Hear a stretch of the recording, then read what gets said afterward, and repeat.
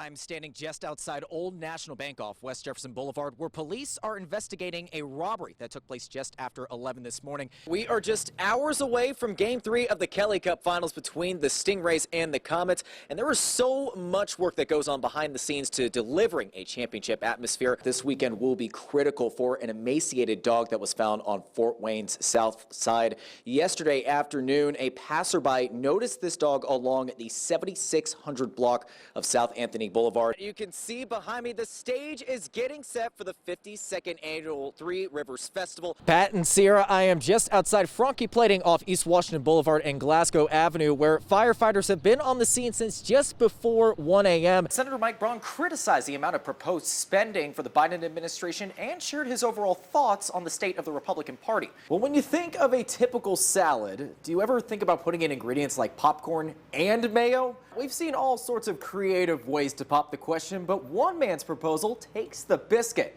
No, literally, a biscuit. I'm about to do a magic trick for you on First News. If you've ever wondered what I'd look like in an animated movie, well, here goes nothing. Abracadabra, and voila! Well, Pat and Sierra, Oksana Ware, Virginia, is getting recognized for her photos featuring some six-legged models. And no, I'm not talking about bees. I am talking about cicadas.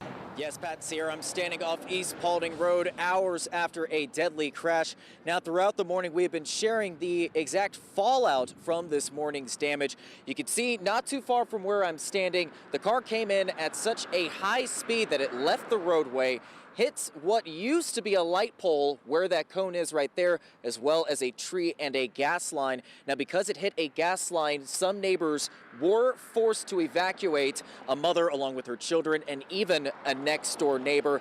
Now, we had a chance to speak with this neighbor this morning, and as a result of this morning's crash, she has to close her daycare for the day. Marsha Woods grew up going to all sorts of places around Fort Wayne for food. As a mother of 4 kids, she went to farmers markets, Didier Brothers Meats on Pettit Avenue, and Phil's Market. Those locations slowly disappeared. Didier Brothers Meats left, and Phil's Market was demolished years ago. As a result, access to quality food in her neighborhood became more difficult. Everything from my childhood is mostly gone now. Only thing we do have left is the Brownlee's Market across the street. But they have limited items, but because it's so slow, it's not really moving much. This is just a slice of what southeastern Fort Wayne communities have had to grapple with when it comes to food insecurity and food deserts. The USDA considers food deserts as low-income areas that also have low access to nutritious food. According to the most recent data from 2019, several south and southeast Fort Wayne neighborhoods are considered food desert territory. Not only are these considered low-income areas, but people have to travel more than a mile just to find a place that offers nutritious food. That can be difficult for people who have a physical disability or don't have proper means of transportation. Joe Jordan from the Boys and Girls Club says this also affects children who could grow up eating food that isn't good for their overall development. When children are not healthy, it's tough for them to learn. It's tough for them to focus in class. These behavior problems sometimes when kids have really is due to the lack of nutrition, the lack of proper nutrition in their bodies. Efforts are being done throughout the city to address this widespread issue. The city of Fort Wayne recently renovated kitchens at youth centers in the hopes of better serving guests, and Mayor Tom Henry has also hinted at upcoming long-term efforts to combat food insecurity. We're trying to put together some plans and some programs, some future projects that will address that. But in the meantime, we are struggling to try to make sure that nobody goes hungry in our community. Meanwhile, a pair of local businesses hope to create a long-term model towards eliminating food deserts. Led by Ty Simmons, the Human Agriculture Cooperative and Utopian Community Grocery work in tandem to grow food in Northeast Indiana and provide it for some of the poorest communities. Simmons understands the challenges ahead, as he realizes people are more likely to grab fast food than go out of their way to find something that's good for them. We've turned into a microwave society where, everything is so fast and they want nutrition and fast, but there is no quick nutrition, unless you're eating fresh. So far, Utopian Community Grocery has had a warm reception in southeastern Fort Wayne as it provides healthy ingredients and even a restaurant for nearby residents. The farming program is going to grow, it's going to do bigger and better things, and it's going to provide food. The grocery store, we want it to be, a focal point in each neighborhood where it does the same thing. Utopian Community Grocery and the Human Agriculture Co-op are not the only long-term efforts to addressing food insecurity. On Wayne.com, find out how another local organization is teaching families how to cook their own delicious meals. Josh Ayen, Wayne 15 News. Pat and Sierra, I caught up with museum president Charles Shepard as he looks back on what this venue means to Fort Wayne and what he envisions moving forward.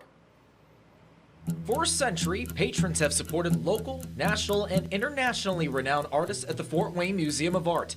To honor this milestone, the museum is showcasing nearly 8,000 pieces of its permanent collection, going decade by decade. Through the end of this week, the museum is featuring its best work from the 1950s. It's been fascinating to watch people interact with these things because many folks would say, oh my word, I never knew you had a Whistler. I never knew you had these Picassos. I never knew you had this Corot. One of the museum's toughest challenges came a decade after its opening in 1921 with the Great Depression. At the time, the museum shared space with the city's art school and operated on a much smaller scale. You know, our progress might have been a little slower once the money came back to the country, but the fact of the matter is we were always steadily growing, steadily building audience. Coming out of the Depression, the museum grew a dedicated following and eventually moved to its current home in 1984. Along with its current collection, museum staff are proud of the ways they've helped local artists over the years. Shepard touts the museum offering free consultations to those who wish to take the next step in their career. Looking forward, Shepard is always looking to find more ways to feature the museum's growing collection. We're really ready to grow more, and by that I mean physically grow more.